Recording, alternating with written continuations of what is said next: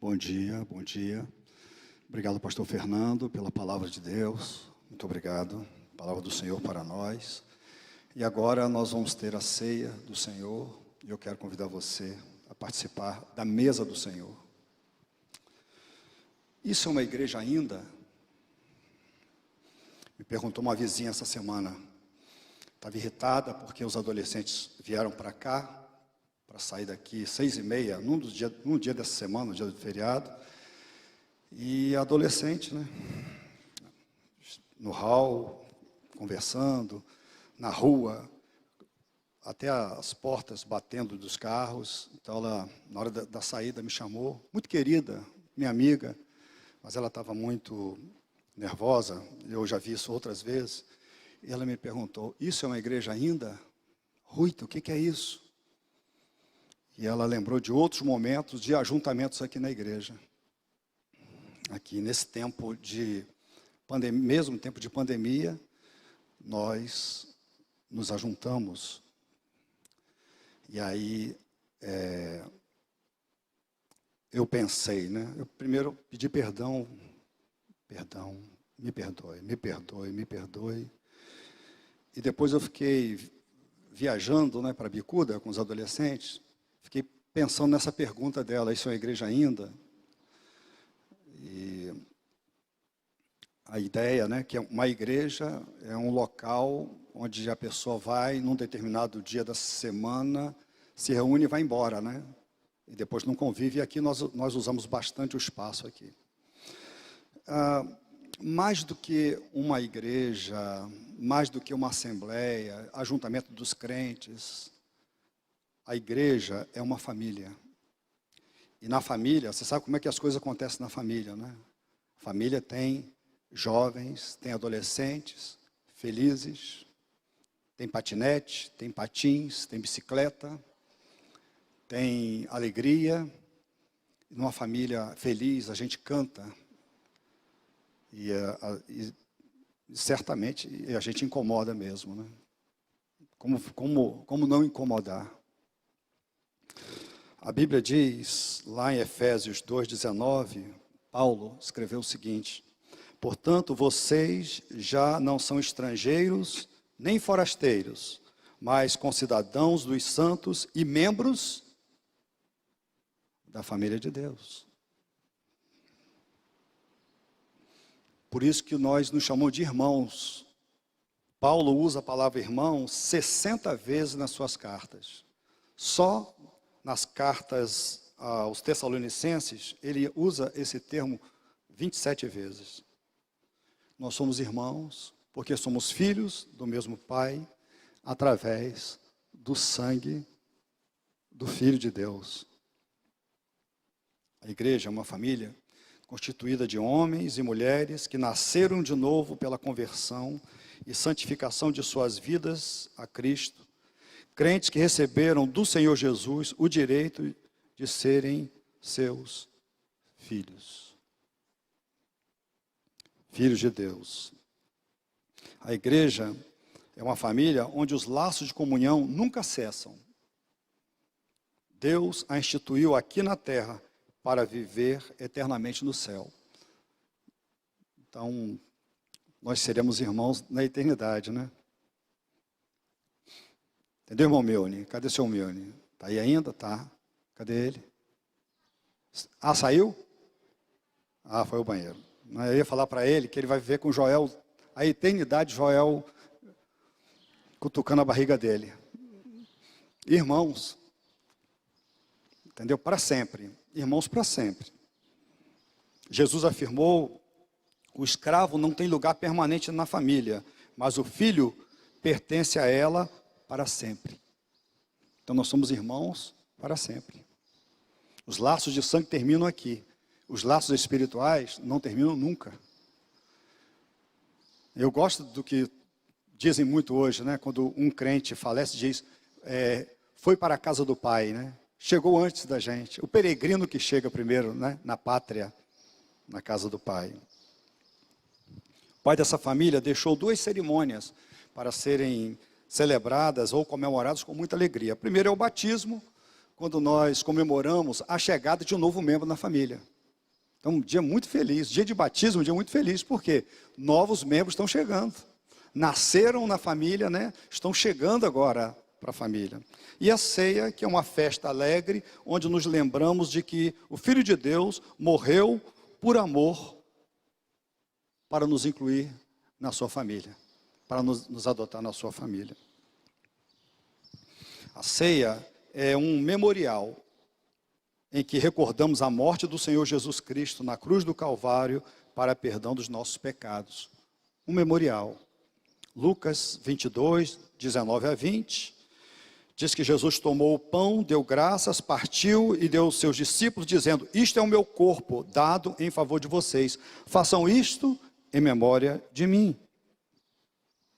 1 Coríntios, capítulo 11, 23 a 25, Paulo escrevendo quase 30 anos depois dessa ceia que Jesus instituiu, Paulo escreveu o seguinte: pois recebi do Senhor o que também lhes entreguei, que o Senhor Jesus, na noite em que foi traído, tomou o pão e, tendo dado graças, partiu e disse: isto é o meu corpo que é dado em favor de vocês. Façam isto em memória de mim.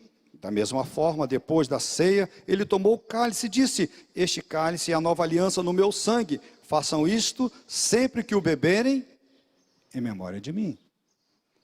Então hoje a ceia é um dia de recordação. Nós estamos recordamos a morte de Jesus por nós, tão bem pregada aqui pelo pastor Fernando. Foi Jesus que instituiu a ceia. Mateus 26, de 26 a 28, um texto paralelo ao texto de Lucas, diz: enquanto comiam, Jesus tomou o pão, deu graças, partiu e deu aos seus discípulos, dizendo: tomem e comam, isto é o meu corpo. Em seguida tomou o cálice, deu graças e ofereceu aos seus discípulos, dizendo: bebam dele todos vocês, isto é o meu sangue da aliança, que é derramado em favor de muitos para perdão dos pecados. Isto é o meu corpo. É uma metáfora, né? Uma figura de linguagem, que na verdade Jesus está dizendo: isto simboliza o meu corpo. Ele pegou o pão, né? Jesus vivo na época, né? Pega o pão e diz: isto é o meu corpo. Por isso nós não estamos aqui, é simbólico, nós não estamos comendo o corpo de Cristo quando nós comemos, nem bebendo o sangue de Cristo quando nós bebemos do cálice, porque é uma linguagem uma linguagem metafórica. Quais são os elementos distribuídos na ceia? Nós sabemos que é pão, o pão simboliza o corpo e o vinho simboliza o sangue de Cristo derramado em nosso favor. Quem deve participar da ceia? Devem participar da ceia somente aqueles que já nasceram de novo e assim tenham se arrependido dos seus pecados e depositado a sua fé exclusivamente em Jesus Cristo para a sua salvação.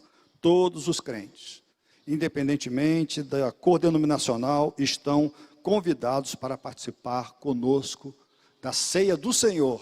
Não é da Igreja Batista dos Cavaleiros, a ceia do Senhor. Por isso, se nós temos irmãos nossos aqui, crentes de outras igrejas: pastor, posso participar? Vocês têm comunhão com a sua igreja, faça uma autoavaliação e participe conosco, uma honra, porque a mesa é do Senhor. O propósito da ceia é nos fazer lembrar e proclamar o sacrifício substitutivo de Cristo e seus benefícios em nossa vida, bem como expressar nossa comunhão com os nossos irmãos. Então, na ceia nós devemos olhar para o passado, para o Calvário. 1 Coríntios, capítulo 11, 26, Paulo escreveu: porque sempre que comerem deste pão e beberem deste cálice, vocês anunciam a morte do Senhor até que Ele venha. Então nós olhamos para o passado. E o que estamos fazendo aqui? Nós estamos pregando de novo. Não, pastor, você que está pregando. Não, senhores, nós estamos pregando. Porque nós estamos participando da ceia. Agora é uma pregação dramatizada. Pastor Fernando veio e pregou, de forma tradicional, né? Como deve ser pregado. Muito bem. E agora nós estamos pregando também. Como? Participando da ceia.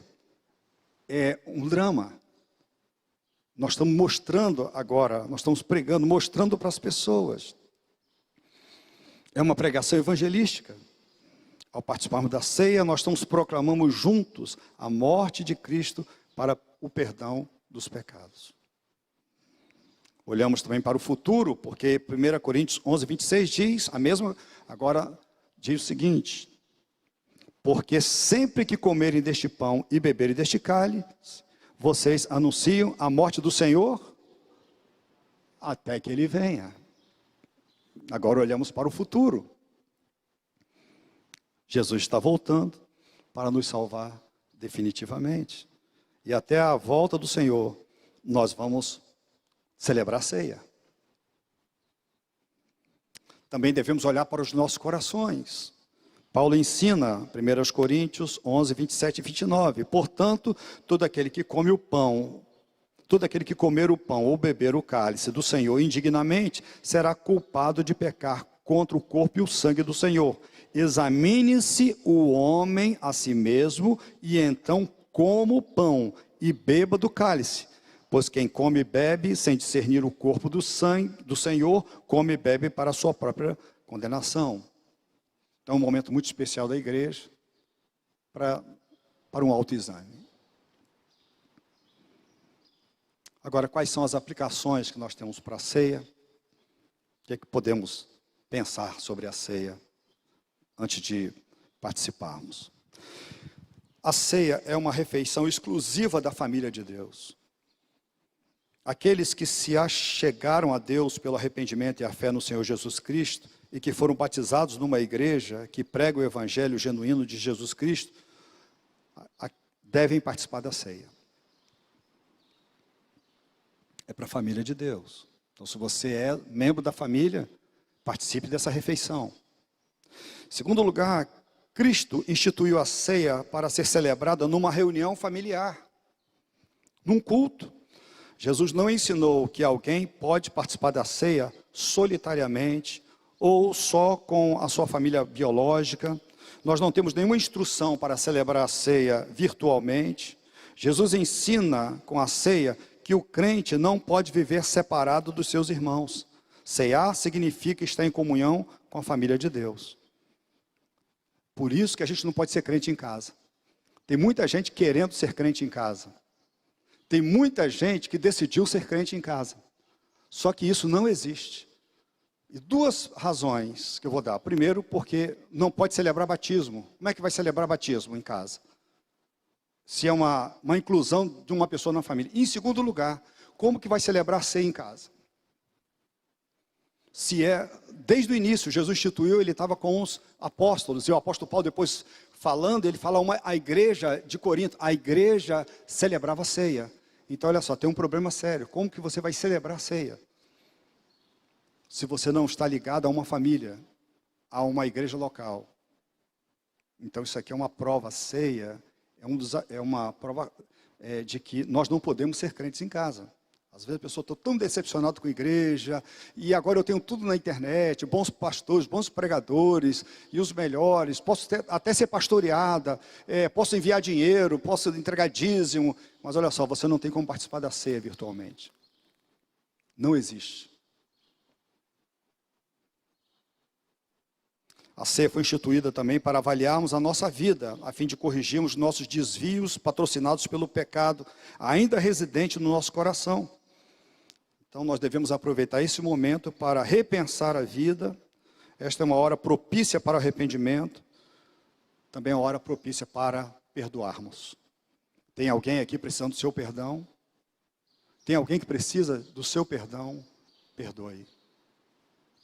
Tem alguém aqui que precisa de arrependimento, que está em pecado, está pecando contra Deus conscientemente, precisa de arrependimento?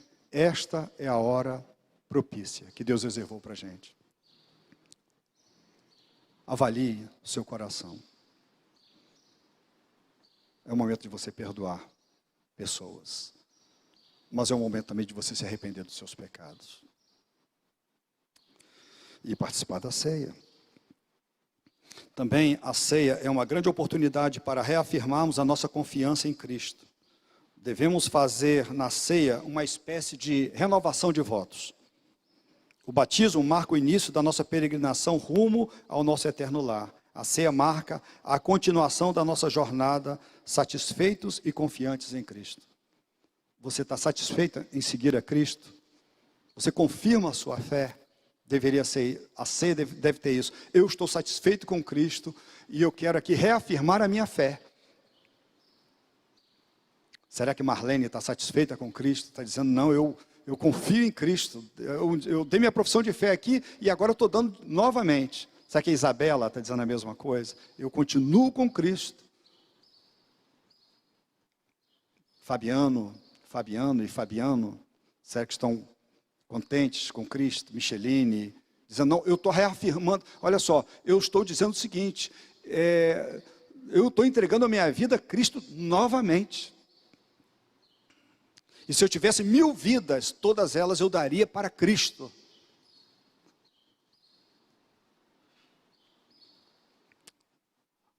Devemos participar, por fim, meus irmãos, da ceia com muita alegria. Porque nós sabemos que Ele morreu pelos nossos pecados. Mas, no domingo, pela manhã, Ele ressuscitou. Ele venceu a morte. Ele venceu a morte. Ele triunfou. E Deus aceitou o seu sacrifício. Com a sua ressurreição, Deus Pai aceitou o sacrifício de Jesus no nosso lugar. Por isso, nós devemos celebrar a ceia com muita alegria. Quero convidar, dito isso, convidar os meus irmãos para conscientemente, com alegria, participarmos dessa refeição instituída por Cristo, repetindo o que aconteceu lá antes do Calvário, que o Senhor fez. E as igrejas do Novo Testamento fizeram. E na história da igreja do Senhor, até hoje e até o fim, haverá família reunida, participando da refeição providenciada pelo próprio Deus.